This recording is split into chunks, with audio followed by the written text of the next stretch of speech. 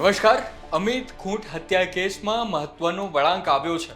રીબડામાં અત્યારે એક જ માત્ર ચર્ચા ચાલી રહી છે. એક અકસ્માત થયો છે. હવે ચર્ચા એ છે કે આ અકસ્માત છે કે કાવતરું. કોની સાથે અકસ્માત થયો છે, કોનો જીવ ગયો છે? તો પૂજા રાજગોર નામની મુખ્ય આરોપીઓમાંની એક એવી પૂજા રાજગોર, તે રોડ એક્સિડન્ટ થયું હતું ને જેના કારણે તેનું મૃત્યુ થયું છે. કોણ હતી પૂજા રાજગોર, તેની આપણે સીધી ચર્ચા કરીએ અને કેમ આ કેસ ખૂબ મહત્વનો છે અને રીબડામાં અત્યારે કેમ તેની ચર્ચા છે, તે તમામ વાતો કરીશું. નમસ્કાર, તમે જોઈ રહ્યા છો ગુજરાત તક.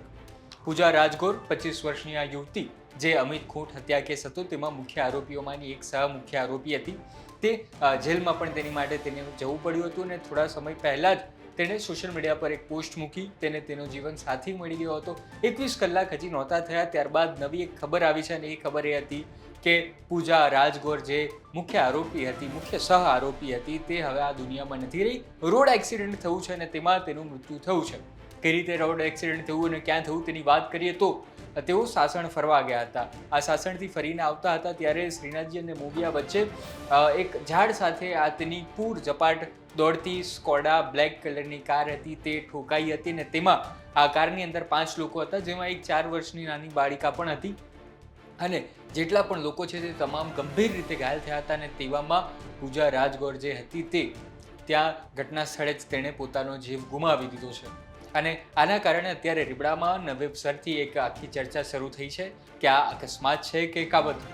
હવે આપણે સૌથી પહેલાં આપણે જઈએ 2025માં, જ્યારે આ ઘટના બની હતી. આખો આરોપ અમિત ખૂંટ હત્યા કેસનો કે આત્મહત્યા કેસનો જે આરોપ બન્યો હતો, ઘટના બની હતી, તેની ટૂંકમાં હું તમને માહિતી આપું તો એક 17 વર્ષની સગીર બાળિકા હતી. તેણે અમિત ખૂંટ ઉપર આરોપ લગાડ્યો કે તેણે મારું શોષણ કર્યું છે, તેમને રેપ કર્યો છે અને પોક્સોની હેઠળ અમિત ખૂંટ પર આરોપ લગાડવામાં આવ્યો. જેવો આરોપ લાગ્યો તેના 2 દિવસની અંદર અમિત ખૂંટ, જે મુખ્ય આરોપી ત્યારે બતાવાઈ રહ્યો હતો, તેણે આત્મહત્યા કરી લીધી, ગળે ટૂંપો દઈ દીધો અને તેણે એક ચિઠ્ઠી લખી હતી. અને આ ચિઠ્ઠી લખી હતી તેમાં તેણે રીબડામાં સૌથી જાણીતા નામ એવા, તેમાં રીબડાના સૌથી ચર્ચિત એવા રાજદીપસિંહ રીબડાની ઉપર નામ લખ્યું, અનિરુદ્ધસિંહ રીબડાની ઉપર નામ લખ્યું હતું અને સાથે સાથે જે છે તે પૂજા રાજગોરનું પણ નામ તેની આ સુસાઇડ નોટમાં સામેલ હતું.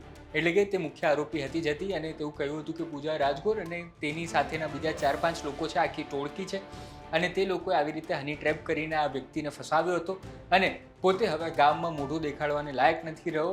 પોતાને આવી રીતે ઘણી બધી વાર હેરાન કરવામાં આવતું અને ત્યારબાદ તેણે પોતે સુસાઇડ કરી લીધું હતું, પોતાનો જીવ ટૂંકાવી દીધો હતો. અને જેના કારણે આ આખું ચર્ચા છે તે ખૂબ મહત્વની એટલા માટે પણ બની કારણ કે જેની ઉપર આરોપ લાગ્યા હતા તે તમામ લોકો ખૂબ ગંભીર હતા અને તેમની ઉપર આગળ પણ ઘણા બધા આવા જ આરોપો લાગી ચૂક્યા હતા.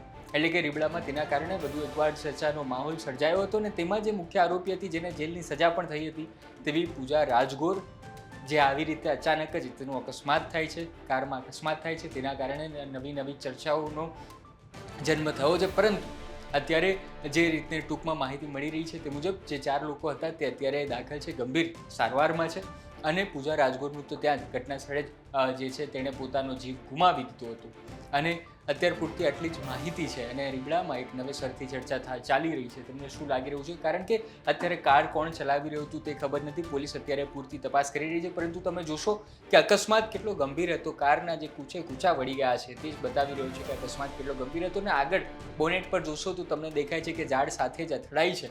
એટલે કે આમાં જે કાવતરું છે તેની શક્યતા અત્યાર પૂરતી તો 0 દેખાઈ રહી છે. પરંતુ એ મહત્વનું છે કે કાર કોણ ચલાવી રહ્યું હતું, કઈ રીતે આખી આ ઘટના બની, પૂજા રાજગોર ક્યાં બેઠા હતા, તે તમામ બાબતો અમે તમને ગુજરાત પર બતાવીતા રહીશું. અત્યાર પૂરતું આ કેસમાં આટલું જ. તમને શું લાગે છે તે જરૂર જણાવજો. આ દ્રશ્યો મોકલ્યા હતા અમારા રાજકોટના સંવાદદાતા રોનક મજીઠિયાએ. તમારું જે પણ મંતવ્ય હોય કોમેન્ટમાં જરૂર જણાવજો. હું છું કૃણાલ. મને રજા આપો. નવા વિડીયો સાથે જરૂર મળીશું. ધન્યવાદ. ગુજરાતના તમામ ખૂણાની તમામ ખબરો જોતા રહો ગુજરાત તકની YouTube ચેનલ પર. અમને સબસ્ક્રાઇબ કરો. ઇન્સ્ટાગ્રામ અને ફેસબુક પર ફોલો કરવાનું ભૂલતા નહીં. ધન્યવાદ.